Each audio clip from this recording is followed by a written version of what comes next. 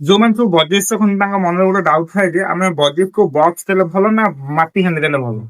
ଦିଟା ଯାକର merit demerit ଅଛି। ମୁଁ ଆଜି ଦିଟା ଯାକ ଆପଣଙ୍କୁ ବୁଝାଉଛି ବକ୍ସ ଦେଲେ ଭଲ ନା ମାଟି ହାଣ୍ଡି ଦେଲେ ଭଲ। ୱାଇଲ୍ଡ ରେ ବଜିସ୍ ମାନେ ସବୁବେଳେ ଗଛର ହୋଲ ରେ ହିଁ ରୁହନ୍ତି। ତ ଆମେ ସେଥିପାଇଁ ତାଙ୍କ ବସା ବଦଳରେ ମାଟିର ହାଣ୍ଡି ବା କାଠର ତିଆରି ବକ୍ସ ତାଙ୍କ ପାଇଁ ବ୍ୟବହାର କରୁ। ବଜିଟଢି ମାନଙ୍କୁ ଆପଣ ମାଟିର ହାଣ୍ଡି କିମ୍ବା କାଠର ବକ୍ସ ଏବଂ କେହି କେହି ନଡିଆରେ ନିର୍ମିତ ବସା ବି ବନେଇକି ଦିଅନ୍ତି।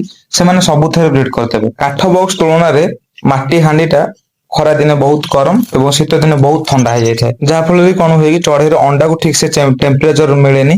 ସେଥିପାଇଁ ତାର ଅଣ୍ଡା ଗୁଡାକ ଠିକ ସେ ଉଷୁମ ନ ହେଇକି ଇନଫର୍ଟାଇଲ ହେଇଯାଏ।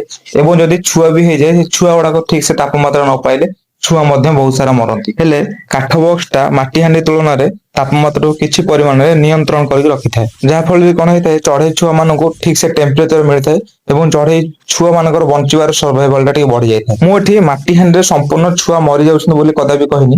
ମୁଁ ଏଠି କହିଲି ଯେ ମାଟି ହାଣ୍ଡି ତୁଳନାରେ କାଠ ବକ୍ସରେ ଛୁଆ ମାନଙ୍କର ବଞ୍ଚିବାର ସଂଖ୍ୟା ଟିକେ ଅଧିକ ହୋଇଥାଏ। ଆପଣ ମାନଙ୍କର ପସନ୍ଦ, ଆପଣ ମାନେ ବିଚାର କରିବେ ଆପଣ ମାନଙ୍କ ଚଢେଇକୁ ଆପଣ ମାନେ କଣ ଦେବେ।